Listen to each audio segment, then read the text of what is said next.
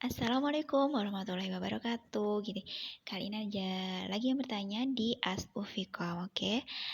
Pertanyaannya sekali ini mungkin udah sering kita jadikan bahan pertanyaan ya, karena kadang kita bingung nih sebenarnya bagaimana sih hukumnya berbohong jika kebohongan itu demi kebaikan gitu kan?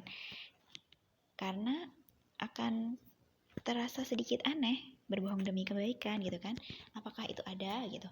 Nah, sebenarnya ada yang bilang bahwa berbohong itu boleh gitu, tapi di sini batasannya adalah kebaikan yang itu untuk melindungi orang lain gitu ya, melindungi diri orang lain. Jadi kita berbohong agar nyawa orang tersebut atau nyawa kita itu terselamatkan gitu, daripada seumpama kita jelas tahu nih ini ada apa ya, rentenir nih, ada pencuri nih yang mau menyelakakan orang lain. Ya udah, kita berbohong untuk kebaikan, untuk keselamatan orang lain tersebut gitu. Jadi kebaikan di sini tuh adalah yang lebih spesifik, yaitu keselamatan orang lain atau diri kita sendiri gitu. Tapi selain itu, kita sendiri berpendapat bahwa sebaik-baiknya berbohong sebenarnya tidak baik gitu ya. Karena pasti ada yang dikorbankan. Jadi jadi jika kita ingin melindungi orang lain tadi, contohnya adalah memberikan perlindungan pada orang lain. Jadi itu ceritanya Rasulullah tuh pernah ditanya, apakah engkau melihat seseorang lewat di sini gitu. Rasulullah bergeser dikit, semenjak saya di sini saya belum melihat orang lewat gitu. Karena kenapa? Karena tadi semenjak bergeser, padahal kan tadi di tempat awal ya Rasulullah sudah melihat, tapi setelah bergeser belum melihat orang yang lewat gitu. Jadi itu kan bukan berbohong. Jadi ini kita sebenarnya memoles ya. Jadi tetap melindungi dan tetap tidak berbohong begitu. Ini saya pernah dengar kisah ini di sebuah taklim dulu ya.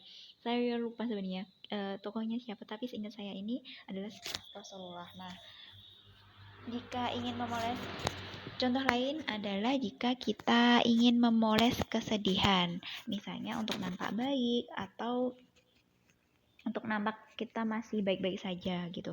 Sebenarnya kita bisa menggunakan pilihan kalimat yang lebih sesuai, misalnya, apa kamu lapar?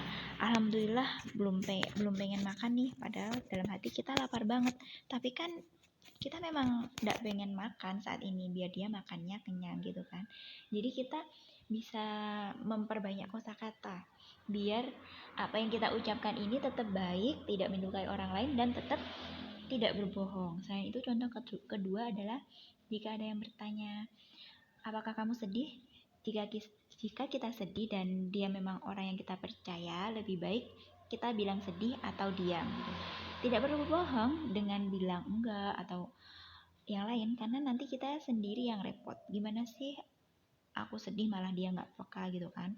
Nah, padahal kita sendiri kan tadi yang bilang bahwa kita nggak sedih gitu. Jadi kesimpulannya, sebaik apapun berbohong lebih baik memilih berbohong lebih baik kita hindari, karena pasti terdapat mudarat setiap kebohongan. Terlebih pasti ada kebohongan selanjutnya untuk menutupi kebohongan sebelumnya gitu. Jadi kita bisa belajar lebih banyak untuk mengolah dan menyusun kata-kata ya untuk tips yang kali ini gitu. Jadi istilah bisnisnya sih copywriting gitu. Tidak akan ada lagi, contohnya kan kalau di bisnis itu tidak akan ada lagi seminar seperti ini di dunia ini. Ya jelas dong kan ya. Karena kan pasti kalaupun ada seminarnya pun pasti pesertanya beda, waktunya beda, dan banyak perbedaan yang lain gitu. Jadi pasti kalimat tidak akan ada lagi seminar seperti ini itu bukan kebohongan gitu, karena itu hanya apa ya, pengolahan dan penyusunan kata-kata aja gitu. Jadi kita bisa belajar dari copywriting tersebut gitu. Nah, tapi gimana jika kita melakukan kebohongan dengan tujuan agar tidak menyakiti hati orang lain? Apakah kita tetap berdosa gitu ya? Contohnya ini bilang suka padahal kita nggak suka gitu ya. Kamu suka nggak makan ini? Gitu sebenarnya. Terus kita bilang iya suka gitu, padahal kita enggak, atau bilang iya padahal kita menolak gitu, berarti kita menyakiti perasaan diri sendiri gitu ya. Kalau ini sebenarnya bergantung dampaknya juga. Kalau sekedar dampak sesaat, contohnya dikasih makanan, ternyata asin. Pilihannya ada dua, kita habiskan semua dan tanpa memberitahu kalau masakan iya hari ini asin, dengan pertimbangan kita sadar ini happening aja. Kalau kalau sebelum-sebelumnya sebenarnya masakan dia fine-fine aja gitu rasanya, nggak seperti ini gitu. Kedua, kita bilang masakan hari ini cukup asin ya, tapi kebetulan saya sedang pengen yang asin-asin nih gitu. Jadi tetap jujur atau diam. Jujur yang dipoles sedikit karena masalah selera kapanpun bisa berubah gitu kan. Jadi kalau kita bilang tadi saya sedang pengen asin, itu nggak apa-apa gitu, karena kan selera itu bisa berubah-ubah gitu. Tadi memang kita sebelum makan kita nggak pengen asin, tapi pas makan dan kedapetan asin, oke, kita ubah selera kita, ternyata kita lebih suka yang asin gitu. Jadi kan itu tidak menyakiti orang lain gitu. Tapi gimana contohnya jika ada seorang teman mengajak kita berbicara, dia bercerita panjang lebar dan belum selesai, sedangkan di sisi lain kita sebagai pendengar masih mempunyai pekerjaan yang harus dikerjakan segera dan juga kita butuh untuk istirahat. Tetapi di saat teman kita bertanya apakah kamu sedang sibuk atau ingin istirahat, kita malah menjawab tidak karena kita merasa dia sedang asyik bercerita dan kasihan jika belum selesai dan kita memutus ceritanya di tengah-tengah. Nah, dalam kondisi seperti ini, menurut kami jawaban tidak adalah jawabannya bukan tidak atau iya ya. Jadi kita seperti tadi memoles jawaban. Kalau kami menganjurkan bahwa sebenarnya saya sedang tidak ingin istirahat, tapi tidak apa, saya bisa istirahat nanti. Sebenarnya saya sedang memiliki tugas, tapi tidak apa, saya bisa menyelesaikan nanti. Oh ya, tapi cerita kamu masih panjang gitu. Ini sebenarnya kayak ngode gitu loh. Saya masih punya tugas, saya juga punya istirahat. Tapi kira-kira cerita kamu masih panjang nggak gitu kan? Ini namanya ngode kembali lagi gitu kan.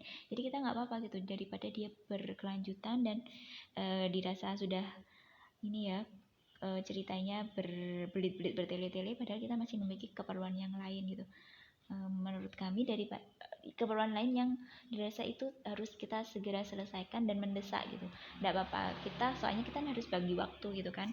Kita tetap menghormati dia, mendengarkan dia dengan sebaik-baiknya, tapi kita memberikan apa ya, memberikan kode bahwa kita perlu juga di kegiatan yang lain gitu. Oke, jangan lupa like dan share, dan jangan lupa subscribe channel ini untuk pertanyaan-pertanyaan yang selanjutnya. Wassalamualaikum warahmatullahi wabarakatuh.